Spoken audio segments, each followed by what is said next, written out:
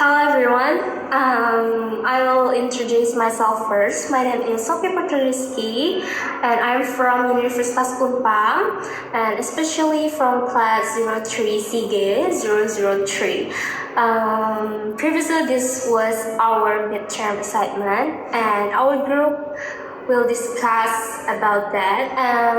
I'm with Grisel and Kokom, and we discuss about studi title Efektivitas Program MBG terhadap peningkatan kasus keracunan makanan di Indonesia tahun 2025. Okay, this topic was chosen because the MBG of Menu Bergizi Seimbang program is one of Indonesia's national efforts to improve nutrition and food quality, especially in public facilities such as school, government office, and public kitchen. However, while the goal of MBG is to promote food safety and nutrition, the actual data showed an upside trend.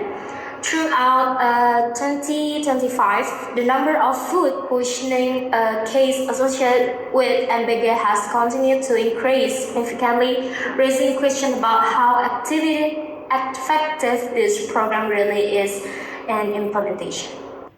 Okay, now according to a report published by BBC News Indonesia September 2025, using data from the Center for Indonesian Strategic Development Initiatives or CISDI, the number of food poisoning cases under the MBG scheme rose dramatically from 99 cases in January to 2,711 cases in September 2025. This means the case increased more than 27 times within 9 months. The same trend was also confirmed in the brief from Ministry of Health Early Warning System or SKDR, which note that foodborne illness clusters were most frequently reported in public canteens and school feeding programs, both of which are part of MBG distribution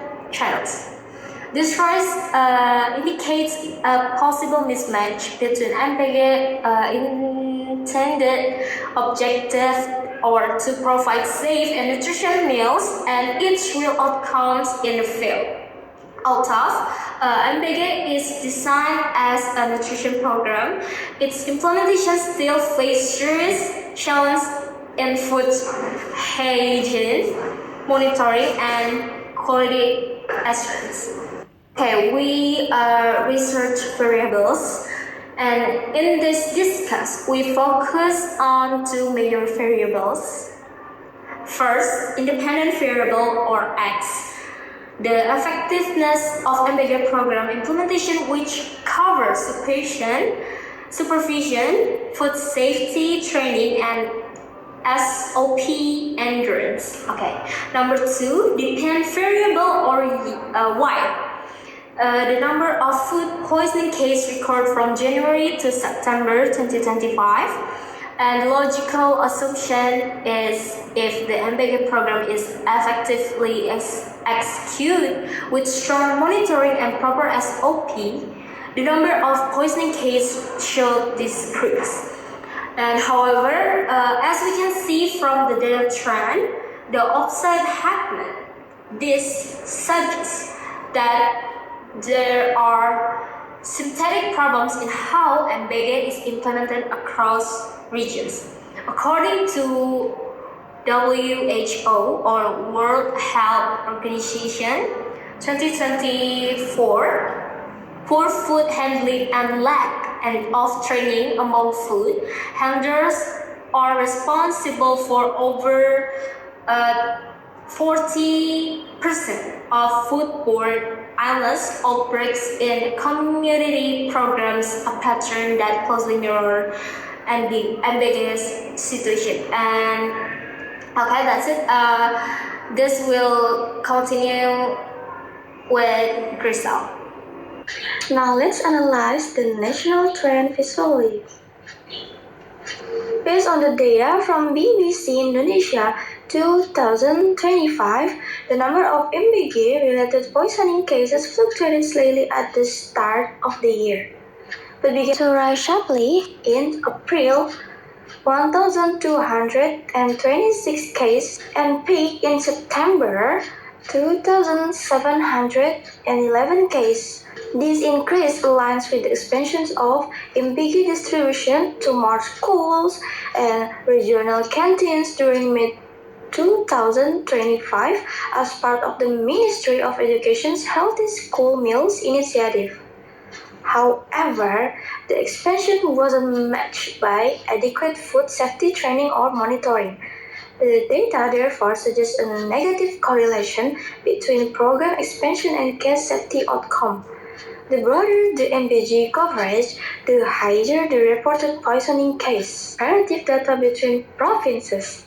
For instance, provinces such as DKI Jakarta and Bali, which have strict SOP enforcement and regular food inspections, reported relatively lower MBG-related poisoning incidents.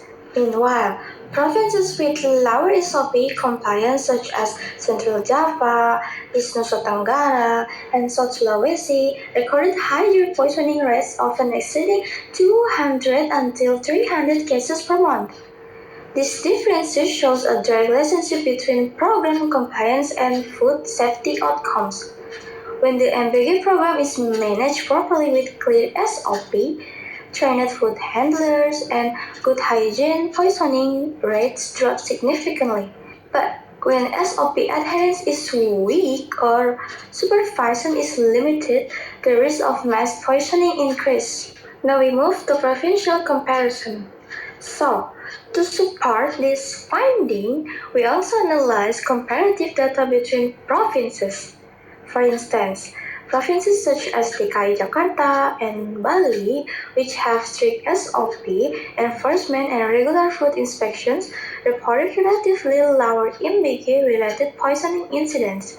Meanwhile, provinces with lower SOP compliance such as Central Java, East Nusa Tenggara, and South Sulawesi recorded higher poisoning rates, often exceeding 200 until 300 cases per month.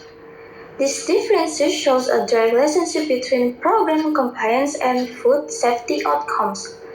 When the MBG program is managed properly with clear SOP, trained food handlers, and good hygiene, poisoning rates drop significantly. But when SOP adherence is weak or supervision is limited, the risk of mass poisoning increases. Now, we move to the picture of the food poisoning in MBG. Like have mentioned before about the data of the poisoning, we can start that the increase in food poisoning cases is mainly caused by effective implementation of the MBG program. Some factor of poisoning in MBG is lack of the training personnel, such as the 60% of food handlers lack certified food safety training. And also the second one is weak monitoring, such as the manual inspection with the limited staff and inconsistent reporting. The third one is poor food supply quality, such as the expired or low-grade ingredients due to weak procurement control. So the main challenges lie in execution and oversight, highlighting the need for better training, stricter monitoring, and stronger quality control for success of MBG program.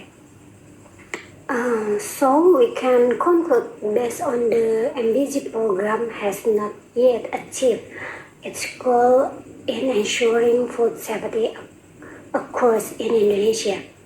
Recent data show a sharp increase in food poisoning cases from 99 in January to 2,711 in September, suggesting weaknesses in supervision, food handling, and SOP complaints are undermining the program. To make MBG effective, it's essential to strengthen monitoring, provide proper food safety training for all handlers, and enforce strict quality control at every stage. These steps are necessary for MBG to improve nutrition and ensure food safety across Indonesia.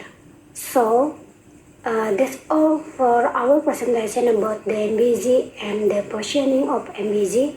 Thank you for all your attention. Hopefully our material can give you insight and clear understanding of the MBG.